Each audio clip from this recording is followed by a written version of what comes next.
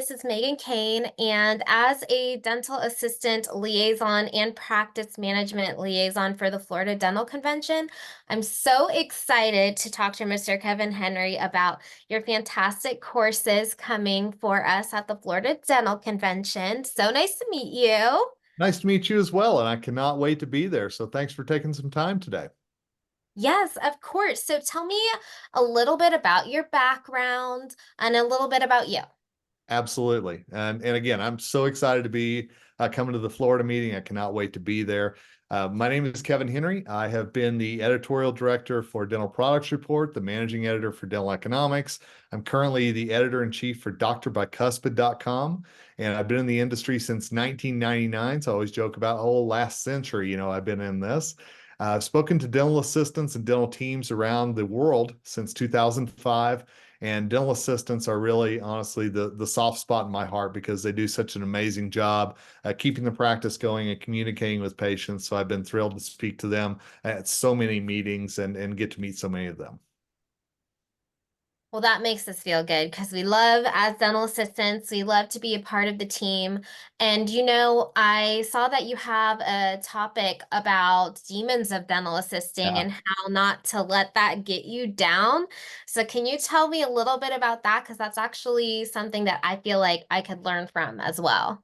I'll be honest, of all the courses I present, this is the one that I love the most because it's a message that dental assistants need to hear.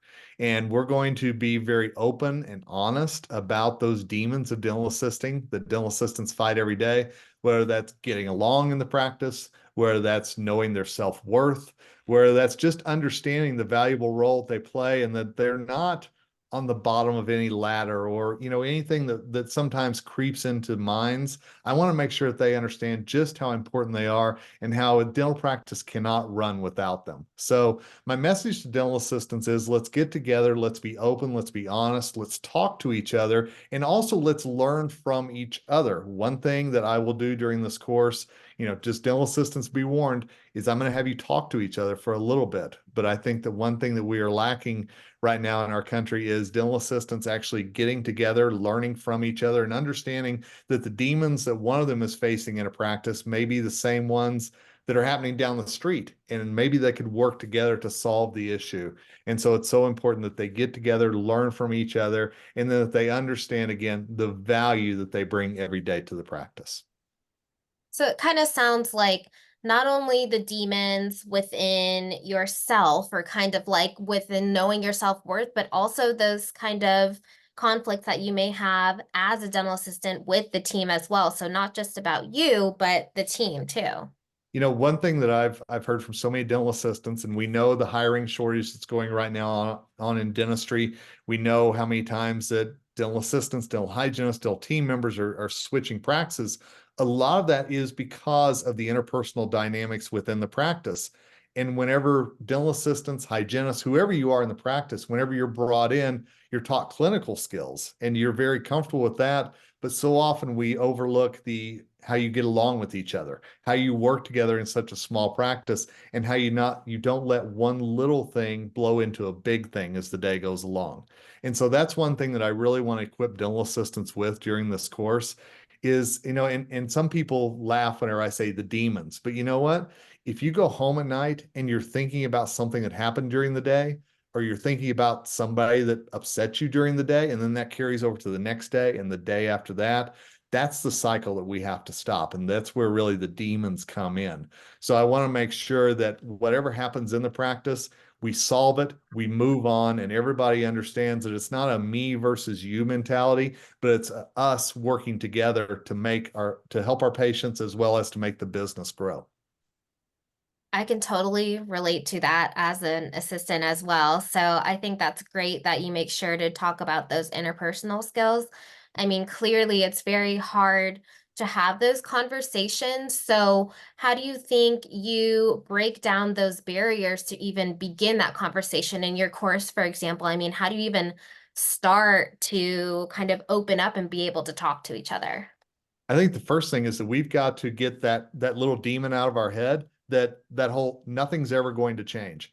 she's never going to change. They're never going to see things differently. I think we've got to get that out of the way. And I think that we've got to understand that change can always happen if we approach it from a business standpoint.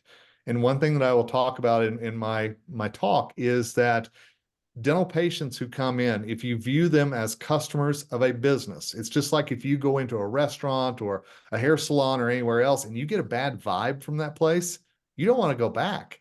And Mhm. sometimes whenever those team members are grumbling against each other in the back, it carries over and those spidey senses start going off a little bit for our customers. So if we really want to have a business that succeeds, and when a business succeeds, I believe everybody in the practice does as well, whether that's pay raises, whether that's just enjoying your day more, whether that's not hitting that snooze alarm 27 times before you come in. I think that that's really important. So I think it's a lot about mindset and then communication tools to follow up that mindset and really see how you can make change happen. Yeah, I mean, that's all very important things. So, with different personalities and attitudes and viewpoints within the entire team and the office, what do you think is the most important thing that they should be able to take away from your course that will create a very cohesive, collaborative team? Well, you touched on personalities, and that's one of the biggest things is that we have to understand you and I are completely different people. Everybody in the practice is completely different, and they're never going to be just like us. No matter how hard we try, no matter how hard we pray, it's not going to happen. So we have to make sure that within ourselves, we have those tools to say, this is that person's personality. This is the things that are important to that person. How do we find common ground between us, even if we don't see eye to eye? And just a spoiler alert, I think one thing that can always form common ground is that patient care always comes first in the practice. So if you use some kind of a foundation to build the relationship upon, and you stop looking at a person's personality as, oh, they're not like me, they won't understand, and you try to break that down a little bit, it changes the dynamics of the practice. But it takes that person doing the work. That other person's not going to change until we start affecting that change.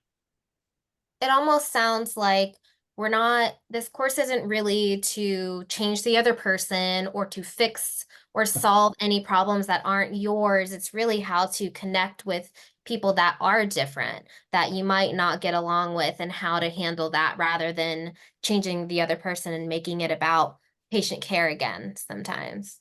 You know those New Year's resolutions that we have where we're all going to go to the gym, we're all going to lose weight, we're all going to do these different things. Well, you know what? If I sit on my couch and I say, gosh, I wish I could lose some weight, but I'm just sitting there eating Cheetos the whole time and not working out, then I'm not doing anything other than wishing. I have to put forth the effort to make my goals happen. And the same type of thing has to happen in the practice. If your goal is to have a day that's stress-free, no drama, you go in, you go out, my goodness, you actually leave on time, then you're going to have to put the work forward to actually have those things happen. You can't just wish that somebody else will change. You've got to put in the effort. I love that because it almost puts some self-responsibility on yourself as well. So it's kind of connecting with what you understand about yourself and how you work and then applying that. It's a great point. Nobody knows you better than you, right? You know your strengths, you know your weaknesses. And I will say that person that you're having an issue with, you don't know their strengths or weaknesses. You just think you know about that. So focus on the things that you can change. Focus on the things, again, build that common foundation between the two. And, I play golf. I don't play it very well. But one thing that I do is if I hit a bad shot, I can't sit there and grumble about that shot. I have to focus on how to get back into the fairway on the next shot. So it's about putting what happened in the past behind and trying to build toward the future. And again, having the right mindset to be able to do that. I love this topic so much because I also see that you had another course about hiring and retaining and keeping the team. And sometimes even as an assistant, you may absolutely love your job. You love your doctor. You love everybody in there. Maybe sometimes not all the time, but it's almost like you don't want to always restart and completely do something new. So you want to be able to maintain what's going on or kind of fix those situations. Absolutely. And you know, one thing that I've heard is that interpersonal relationships are one of the biggest drivers for team members to leave a practice. And to me, that's a little bit sad because then you're giving up on a place, as you said, you may love, but you're giving up on it because of somebody else. And Mhm. so I think that you've really got to sit back before you make a decision like that. First of all, I think you can't just sit back in silence. You have to talk to the doctor. You have to talk to the office manager. You have to talk to the HR coordinator, whatever your practice setup is, and let them know that something's not right. And use every value or use every available resource to make sure that you're not just walking away from somewhere that you may love, but you don't love a certain part of it.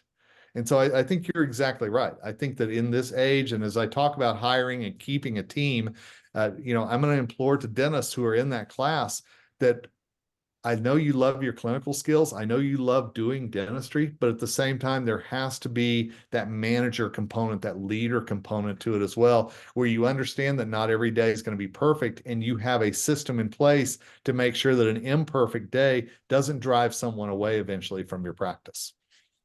That's probably one of the most important things that I think is a part of your courses. I mean, understanding that having that safe space to be able to talk about things like this so that you can stay and you can excel in your position and not have to leave because of things you can't control. I mean, I think that's awesome. I love that topic.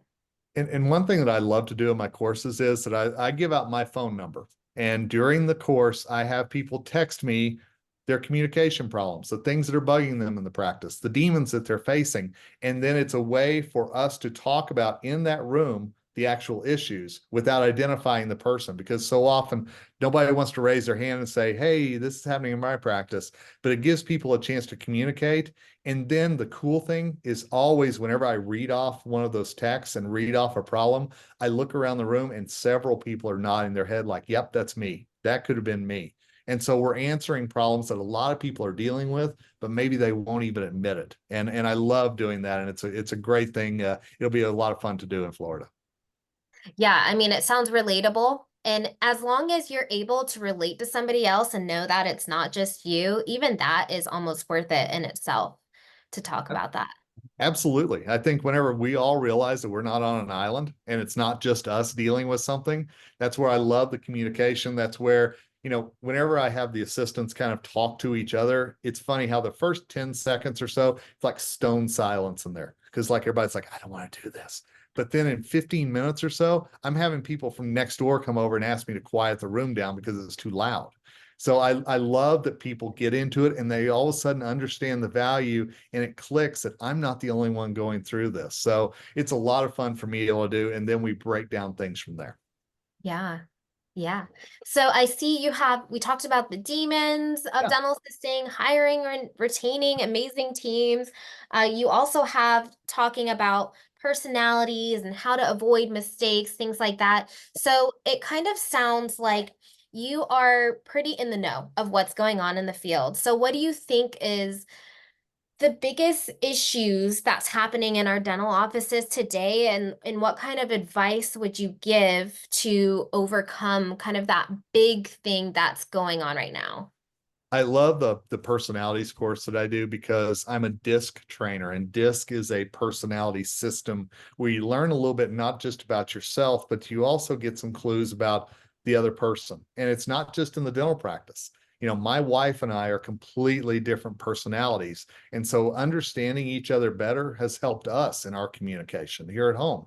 So that's one thing that we're going to break down are the different personality types and how you relate to each and how you may be completely different than that other person, but there's still that common ground there. And so I think the biggest thing that I would say is understand that not everybody's like you, and that's okay.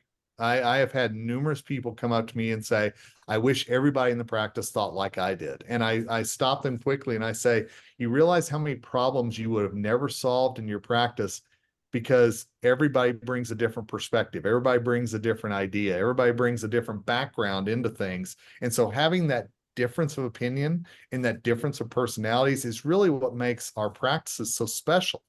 And so when people are hiring, they're looking for new team members, I encourage them, think about what you're missing in the practice right now whenever you're looking for somebody. Don't just look at their skills, don't just look at, what they can do in the operatory, but think about what they can do behind the scenes as well. When you're sitting in the lunchroom, whenever you're, in your Monday morning huddle, whatever it is, what kind of hole do you have in your team right now, personality wise, that needs to be filled as well? It's almost mind-blowing how majority of the topics that you're talking about are about the things that are intangible. You can always work on your clinical skills. You can always kind of focus on those problems that are easily fixed with technique and clinical skills. But it's like the intangible things that are harder to grasp are the things that we need to talk about. Those are like the biggest issues of a dental office, are more of those personality interpersonal skills rather than, the latter. And think about the last time that there was an upset patient in your practice. A lot of times it's not about the quality of work. It's not about pain management. It's not a lot about different things. It's that something wasn't communicated properly to them. Maybe it was the cost. Maybe it was that they couldn't chew on that side for X amount of time. Whatever it is, a lot of times, yes, clinical side is absolutely valuable, but so much of what we need to do in order to succeed every day comes from our communication, and that could be nonverbal as well. We learned very well during COVID that with a mask on, you can still communicate with your eyes, right? So I think that that's the thing that we have to always remember, is that so many issues could be solved if we just start by actually listening to what the other person is saying and maybe understanding where they're coming from, rather than just thinking, oh, they don't know what they're talking about, or oh, they're wrong, 2 words into whatever their sentence might be. I'm so glad you brought up listening to, because that's something that is, I definitely had to learn that over the years, is how to be a good listener. And it took forever for me to really be able to focus on a person, your team member, your doctor, and really listen to what they're saying. And what do you think would be your advice for starting to be a good listener so they can actually grasp the information you're giving? That's the $1 million question, right? I mean, if we were all better listeners, I think we'd have so many fewer issues. But Yeah. the biggest thing that I have learned personally is to take a breath, to not already think I know what that person's going to say, but actually hear the words that are coming out of his or her mouth, and to understand that that may not jive with what I believe in. Hey, today's political environment, there are so many ways that we cannot see eye to eye. But if we really take a moment to listen to what that other person is saying, I think that that goes a long ways toward us solving issues. And one other thing that I love to do if there's ever a conflict is, Megan, if you and I are having an issue and you say something, I'll almost repeat it back to you, and I'm not in a condescending way, but I'll say, Megan, you're telling me that you're upset with me because of this. Here's why I did that. And it's almost trying to lay out the factual, step by step, but it's also taking into account that you actually heard what that person said. And that's why you're relating it back to them. So I think taking a breath and then repeating those words back in a very business-like manner, I think that those are 2 key steps. I'm going to steal those two things. So I will Oh, use good. that and I will report back on how that goes. I think it'll work out. So Oh, it kind of sounds like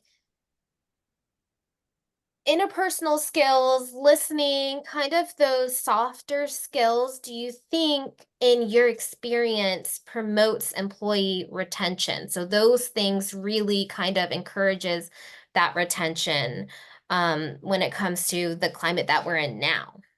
Yeah. you know, psychologists will tell us that there are 2 things that matter to human beings. Number one, that we're loved, and number two, oh, I We've have got balloons. balloons. I have balloons. Yeah, that's cool. I don't know. Psychologists gave you congratulations for that one. Oh, okay. But yeah. Well, but that we're loved and that we know that we matter.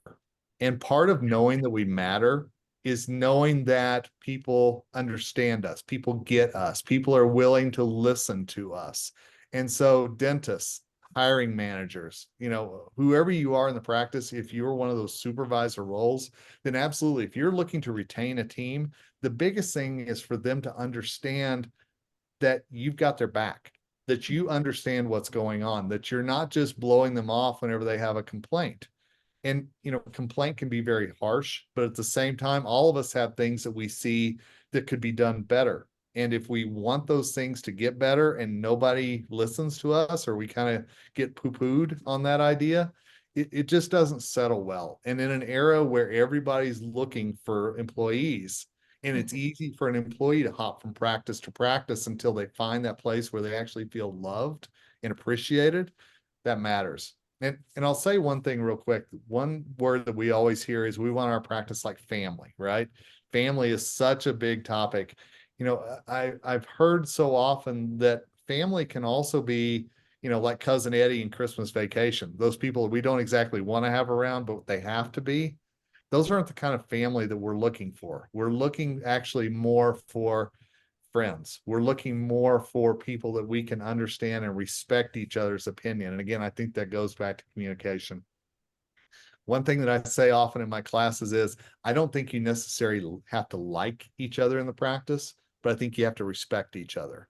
And I think when you actually respect each other, and that's dental assistants respecting the dentist and vice versa, everybody in the practice respecting each other's roles and the importance that they are, that changes a lot of things. When you bring up roles and the relationships, how you don't have to like each other, but you do have to work together and respect each other, I think really shows your main focus on the fact that these are all relationships that need to be managed somehow, just like how you mentioned it's changed kind of your relationship outside of the office too. It's almost like you are gaining information, not just helpful in the office with your team members, but also outside too, because they're all relationships that need to be managed somehow. That's my goal. My parents see the world differently than I do. My wife sees the world differently than I do. My 25-year-old daughter sees the world differently. And so how do I relate to each of those people and the things that are important to them? And again, that takes work on my part, but at the same time, if I want those relationships to work, and if I want there to be that two-way street of communication, then I have to be interested in what matters to them as much as I am to what matters to me. I think one of the really cool things about your course, like the harnessing power of personalities and how to hire, retain amazing team, it's not just for the doctor, it's not just for the assistant. You're pretty much saying that this is the entire team needs to be in this course, right? Everybody needs to be a part of this. Every single role is crucial to all of these soft skills that you need to have a great team. In the 13 years I spent as managing editor for dental economics gave me a really good view of what the dentist is looking for, what's important to him or her. The rest of the time I've been looking at what's important to the team, so I've got those two-way streets and what matters to both. So I want dentists to understand that this is not going to be something about, oh, this is all on you, buddy. You've got to do all this. No, no, no. No, everybody on the team, dentist, hygienist, assistant, office manager, I don't care who you are. Everybody is going to learn something from this course, and everybody's going to have a little bit of homework to take back to the practice as well. Because my big thing is that you can come to any meeting, you can sit there, you can learn something, but if you don't put it in place the following Monday, it wasn't worth your time. And so that's the thing that I really want to make sure is that people understand the things that they take back on Monday and hopefully put into place that makes that Monday better than the previous one was. Well, I'm excited for this course. I'm going to make Good. sure to be in there and tell all of my team members to be in there because I mean, it just really is something that I feel like even if you've taken a soft skill course before or how to harness personalities or how to talk about these things that are hard to talk about, I think the conversation changes every time, and you will always learn something new. Like, especially when these are things that are I'm sure, I don't know if you agree, if that your personality kind of changes over time and Sure. how you interact with other people. So it's never going to be the same. You always have to kind of stay up to date and refresh and motivate yourself again. You're exactly right. It's just like we've got to make sure we're on top of the latest tips and techniques for our clinical skills. We have to do the same thing as you said for the soft skills as well. And here's one thing I will promise. we'll have a good time in my lecture. I'm not a PowerPoint reader. We're going to have some interaction. We're going to actually get some things out in the open. We're going to have fun. And so hopefully it's also not only a learning experience, but it's something that people walk away from going, that was worth my time. Absolutely.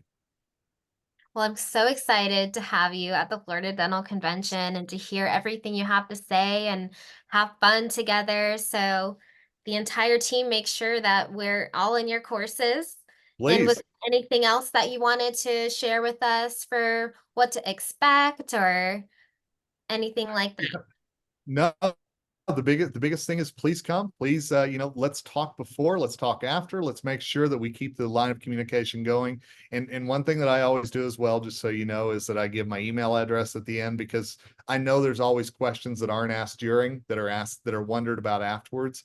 And so I want people to have that again, that the Monday is better and the Monday after that. So, this isn't to me just a one-time experience. It's something that if I can work with people afterwards as well to kind of help them get over those soft skill humps per se, then absolutely I'm going to do it. But I promise you again, we're going to have a good time. You will not go to sleep in my class. I appreciate your passion for wanting to connect with people and make sure that everybody connects together to make it come down to what we're truly here for, which is patient care and having fun and enjoying our job and just really having a more fulfilling, intentional life. So we're so lucky to have you coming to the Thanks. dental convention. Well, thanks, Megan. I'm so excited to be there. I've always wanted to speak at Florida Dental. I'm glad I get to this time. And yes, please come and let's have a great time together in Orlando. Awesome. Well, thank you, Mr. Kevin Henry. It was so great talking to you. Same. Thanks for your time. Thank you.